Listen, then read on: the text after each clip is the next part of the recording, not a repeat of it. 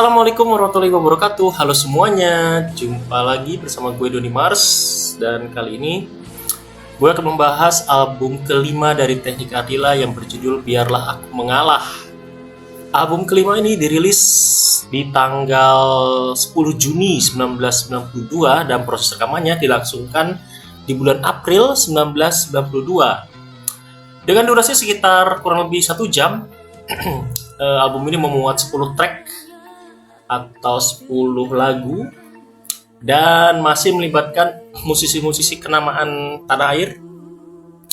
Musisi yang terlibat sebagai pencipta lagu ya, diantaranya ada Yongki RM, kemudian ada Dadang Esmanaf, kemudian juga masih ada nama Deddy Doris tentu saja. Kemudian Deddy Dukun juga turut menyumbang lagu di album ini. Lalu ada Frankie Sahilatua juga menyumbangkan lagu di album ini. Ya, begitu juga ada nama-nama seperti Arang Widodo, ya, kemudian Dori Kalmas, ya, Yongki Suwarno, ya, juga turut menciptakan lagu untuk album kelima ini. Nah, sebagai musisi pengiring juga seperti biasa albumnya Teknik juga digarap dengan bertabur bintang ya. Setidaknya musisi-musisi yang berpengalaman kembali diajak untuk menggarap atau membantu mengisi musik pengiring ya. Ada nama-nama seperti nama lama seperti Pai Burman ya mengisi gitar. Kemudian ada nama Budi Haryono, drummer. Kita mungkin mengenal beliau sebagai drummer di berbagai band ya, misalnya Gigi, kemudian kalau nggak salah pernah juga di Krakatau ya. Kemudian juga ada nama misalnya seperti Mus Mujiono mengisi gitar katanya di album ini. Kemudian ada nama Yoga GP pada bass gitu ya. Kemudian ada The Legendary Embong Raharjo ya, saksofonis ya, turut juga memberikan sumbangsih di album Biarlah Aku Mengalah ini. Biarlah Aku Mengalah untuk pertama kalinya mengeluarkan hits andalan yang bukan ciptaan Om Deddy Dores ya. Jadi Biarlah Aku Mengalah ini adalah sebuah lagu karya Yongki RM ya, dikeluarkan sebagai single andalan. Kemudian juga dibuatkan video klipnya ya dengan, kalau nggak salah waktu itu siapa ya modelnya itu, untuk pertama kalinya juga ada model bintang ya yang dilibatkan untuk penggarapan video klip. Lupa deh. Ini Gusti Randa. Nah, itu model video klipnya tuh. Waktu itu memang Gusti Randa merupakan aktor terkenal ya. Saya lupa ya, beliau itu dulu tahun 90-an saya ingat membintangi sinetron Siti Nurbaya ya.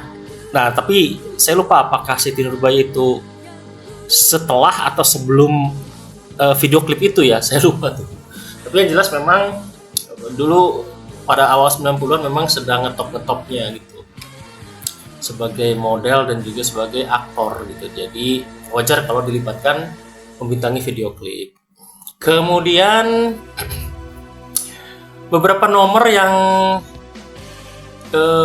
cukup hits di album ini, ada Duka Pasti Berlalu ya, yang kemudian di-recycle ulang oleh Teh Meli Guslow dan diberi judul Bertemu Kembali ya, dengan konsep duet gitu.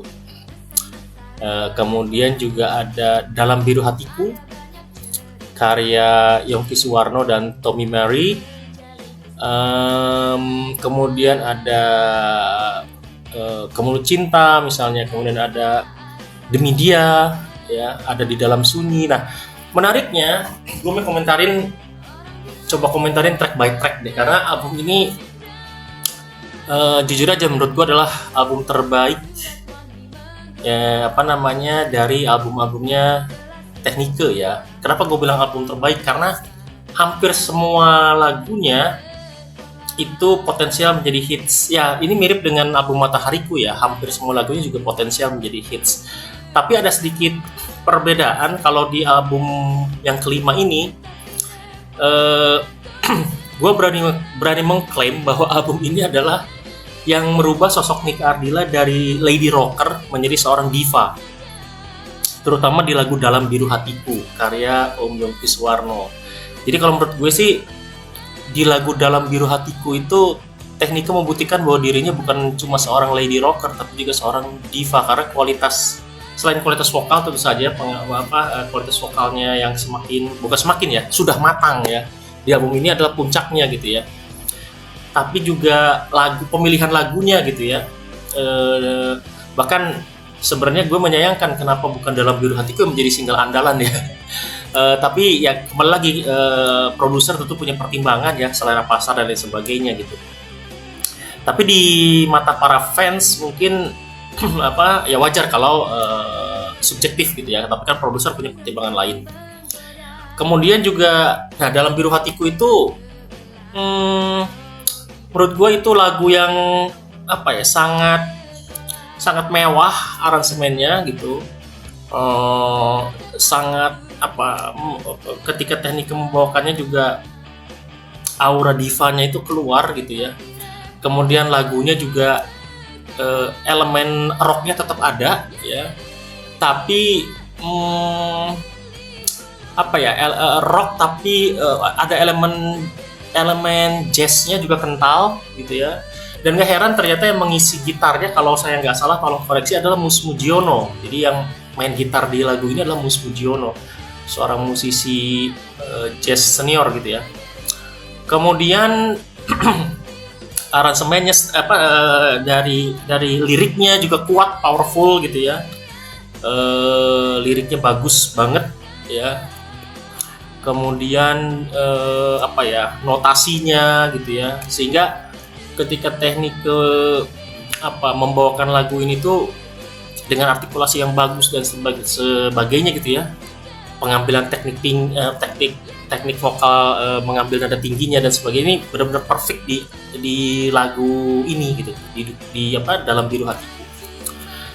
Nah, kemudian juga yang bikin album ini beda, misalnya ada lagu The Media. Nah, The Media ini juga menarik karena ini kembali meneruskan tradisi lagu-lagu energik atau lagu upbeat ya. Dan bedanya dengan lagu upbeat di album sebelumnya ya, misalnya kayak Tak Tahu Malu, Kesal gitu ya. Nah, ini The Media ini terdengar sangat untuk zamannya ya, modern gitu. Kalau saya sih punya komparasinya, misalnya kalau Kesal atau Tak Tahu Malu itu mewakili era-era glam rock gitu ya, atau era-era rock and roll gitu. Nah, kalau The Media ini modern rock gitu ya. Walaupun memang dari suara ada isian sound keyboardnya masih terdengar 80s, tapi progress chordnya itu modern gitu. Kalau mau ngebandingin dengan band luar, misalnya ini sama-sama dirilis tahun 1992 ya. Bon Jovi itu merilis album 1992 itu Keep the Faith, dibuka dengan lagu yang judulnya I Believe. Nah, itu beda banget dengan Bon Jovi 80s gitu. Beda dengan hits klasiknya Bon Jovi kayak You Give Love a Bad Name, Living on a Prayer gitu. Nah, I Believe itu nendang banget, modern banget pada saat itu ya, terdengar modern banget gitu. Dan kalau di album Bon Jovi itu ada beberapa lagu lainnya juga kayak gitu, kayak Fear gitu ya. Itu juga modern rock gitu, atau If I Was Your Mother gitu. Nah, The Media tuh jenis lagu yang seperti itu gitu. Kemudian yang menarik di sini adalah liriknya. Liriknya itu sangat remaja ya, sesuai dengan usia Technique saat itu yang memang baru beranjak 16 tahun menjelang 17 tahun ya. Technique kan ulang tahun Desember, jadi ya waktu lagu ini direkam berarti usianya masih 16 tahun ya, kelas 1 SMA mungkin ya. Nah, jadi liriknya itu remaja banget gitu, Technique banget gitu. Kemudian Itu yang bikin The Media itu menarik. Kemudian ada Di Dalam Sunyi, ini juga pop ballads ya, atau apa yang bernuansa mungkin jazzy gitu ya, apalagi ada tambahan saksofon di situ dari Om Embong Raharjo, saksofonis yang yang bukan cukup ya, maestro gitu ya, maestro saksofonis Indonesia gitu. Di Dalam Sunyi ini sebuah lagu yang mewakili popnya gitu, pop jazz gitu ya, dan ya ini menjadi pembeda, lagi-lagi membedakan dengan lagu-lagu pop ballads di album-album sebelumnya ya. Jadi intinya album ini atau album apa nih namanya, Biarlah Aku Mengalah ini sebuah puncak sih kalau menurut gue, sebuah puncak dari dari semuanya, produksinya gitu ya, musisinya baik dari musisinya, kemudian juga skill tekniknya gitu. Itu kalau menurut gue ini perfectnya gitu, di album kelima itu adalah puncaknya. Makanya nggak heran kemudian kan abis album Biarlah Aku Mengalah ini Teknike rehat, hanya mengeluarkan the best of itu, greatest hits aja. Wajar karena sudah punya 5 album gitu ya. Nah, jadi grafik Teknik itu selalu naik gitu ya, dari album pertama, kedua, ketiga, keempat, dan kelima itu grafiknya selalu naik gitu. Kemudian secara komersil juga album kelima ini juga lebih sukses daripada album Matahariku, atau daripada album kemarin tuh Nyalakan Api gitu ya. Suksesnya adalah penjualannya tembus angka 2 juta kopi ya. Jadi penjualan album ini tembus 2 juta kopi. Wow, 2 kali lipat dari album Seberkas Sinar.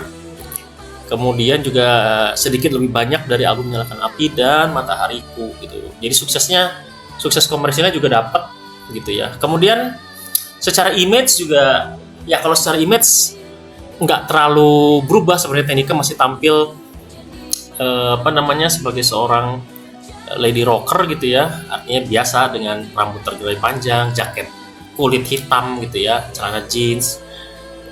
Tapi covernya lebih simple sebenarnya, dengan cover black gitu, hitam ya, kemudian ada tulisannya merah gitu ya.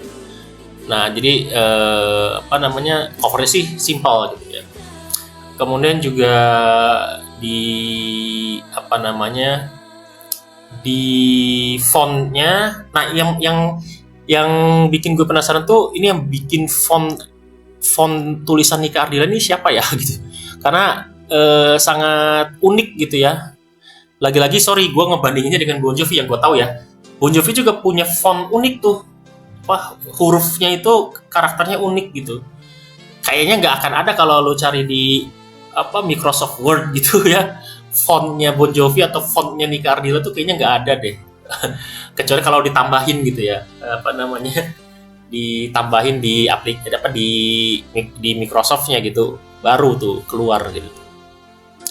Nah, jadi kesimpulannya, album ini adalah menurut gue album terbaik yang pernah dibuat oleh seorang Nika Ardila ya, dengan melibatkan musisi-musisi yang pada zamannya merupakan papan atas gitu ya. Kemudian juga diisi yang membantu musiknya juga merupakan musisi-musisi kelas kakap gitu ya.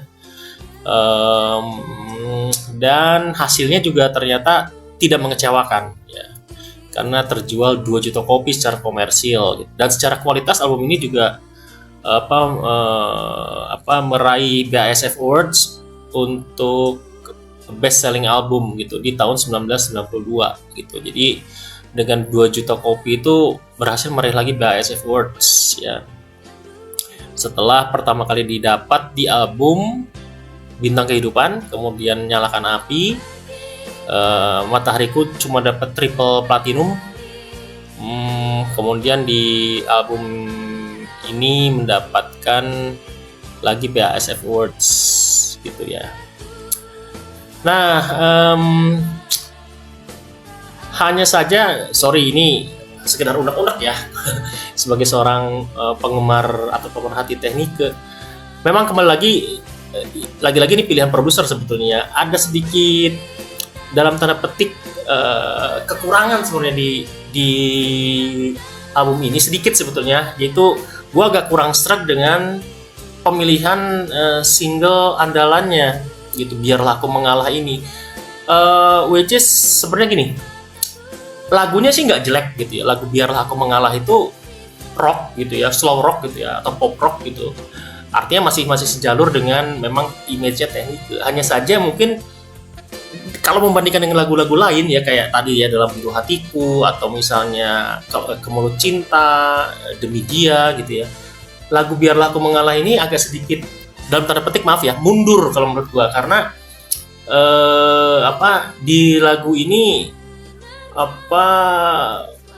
ada bagian yang menurut gua ini 80s banget gitu ya, 80s banget gitu, karena ada tuh bukan dialog ya, ada suara narasi ya, semacam narasi gitu, dari, atau monolog narasi dari seorang cowok yang sedang membaca surat gitu ya. Itu ala-ala mengingatkan lagu-lagu pop di zaman 80-an gitu, yang biasa kalau kita dengar misalnya Tommy J. Pisa gitu, atau Rano Karno misalnya, itu pernah kayak begitu tuh gitu, lagu-lagunya tuh khas gitu, ada narasi, atau bukan puisi juga, narasi aja gitu, orang ngomong gitu. Kayak gitu. Nah itu jadi kesannya tuh jadi jadul gitu, sementara image album ini kan modern gitu, itu diwakili dengan beberapa lagunya gitu yang progresif banget gitu dan modern, tapi ini kok single andalannya jadul lagi gitu tuh. Nah itu aja sih yang kekurangannya atau kurang sertnya gue tuh di situ aja gitu tuh. Masalahnya ini jadikan single andalan gitu, jadikan lagu utama gitu. Nah, agak mengganggu di part itunya aja sih gitu tuh. Sisanya sih it's okay gitu, tapi dan faktanya memang mungkin lagi-lagi ya, mohon maaf, pertimbangan produser sih gitu. Karena memang telinga atau kuping mayoritas masyarakat Indonesia kan memang senang dengan lagu mellow atau dengan tema mellow gitu ya, sehingga akhirnya mungkin produser juga nggak mau gambling gitu ya, daripada misalnya menjadikan lagu yang progresif atau lagu yang modern rock sebagai hits, ya udah deh, mending ini aja yang formula yang udah pasti didengar gitu. Makanya Biarlah Aku Mengalah itu dipakai sebagai pancingan untuk pendengar musik tanah air, sehingga akhirnya ya meledak gitu. Terbukti meledak sih gitu tuh. Insting produser ya jarang meleset gitu tuh ya. Itu aja mungkin sedikit nggak seretnya gitu ya. Ya karena kalau dibandingkan dengan lagu-lagu atau track-track dari track 2 Duka Pasti Berlalu sampai dengan track 10 Cinta Putih, hampir semuanya itu kan modern ya, maksudnya nggak modern juga, maksudnya hampir semuanya itu nggak bernuansa pop 80s gitu tuh. Pop 80s enggak gitu tuh. Bahkan beberapa di antara itu progresif, bahkan modern rock atau progresif gitu ya. Misalnya kayak lagu Kemulut Cinta itu menurut gue juga cukup progresif ya, mewakili pop progresif, kalau nggak mau dibilang rock, progresif rock ya gitu. Pop progresif gitu tuh. Jadi wajar karena penciptanya juga Mas Arang Widodo, kemudian Om Dori Kalmas itu memang pencipta lagu-lagu rock gitu ya. Nah ini soundnya juga agak beda gitu dengan sound yang biasa kita dengar di album-album sebelumnya yang sangat klasik rock gitu. Di lagu Kemulut Cinta itu isian gitarnya, kemudian beberapa aransemennya gitu ya terdengar sangat berbeda gitu. Nah makanya gue bilang ini warnanya udah mulai progresif. Begitu kayak tadi ya Dalam Biru Hatiku gitu, yang diselipkan unsur dalam aransemen itu string yang kuat gitu ya, kemudian ya jadi terdengar agak jazz gitu ya. Kemudian juga di lagu Demi Dia yang modern rock banget gitu ya, atau di Dalam Sunyi yang soft gitu ya, jazzy gitu ya. Nah itu juga berbeda dengan lagu-lagu slow Nika Ardila atau pop yang slownya gitu ya, yang di album-album sebelumnya. Nah kalau begitu kesimpulannya berapa dong rating dari album Biarlah Mengalah? Oke, gue berani kasih 9 deh untuk album ini ya. 9. Jadi untuk sambil recap ya, album Seberkas Sinar tuh gue kasih 7,8. Bintang Kehidupan gue kasih 8. Nyalakan Api gue kasih 8,5. Matahariku gue kasih 8,5 juga. Nah, album ini merupakan puncak kreativitas dari seorang Nika Ardila. Jadi gue kasih 9 karena hampir semua lagunya itu enak, berbeda, different gitu ya, track by tracknya, sehingga nggak bosen dengerin album ini. Kamu pasti nggak akan bosen dengerin album ini karena masing-masing lagunya itu bercerita, masing-masing lagunya punya ciri khas. Jadi dijamin nggak akan bosen gitu. Nggak satu tema, kemudian liriknya juga sama gitu ya. Ada lirik yang ceria, ada lirik tentang kesepian, ada lirik tentang remaja, walaupun tema besarnya masih cinta gitu ya, tapi ditulis dengan berbeda gitu, temanya beda gitu. Nah itu 9 ya, 9 dari 10 begitu. Untuk label masih pakai Blackboard Music ya, untuk penjualan internasional, Polygram gitu ya. Dan kalau untuk sekarang sih sudah diambil alih oleh Musika Studios. Nah itu aja barangkali review gue di album Biarlah Aku Mengalah. Mudah-mudahan kalian suka. Kalau kalian gak setuju nggak apa-apa, silahkan berdiskusi di kolom komentar dengan santun. Gue Doni Mars pamit, sampai jumpa nanti dengan review di album ke-6 dari Nika Ardila. Oke? Wassalamualaikum warahmatullahi wabarakatuh.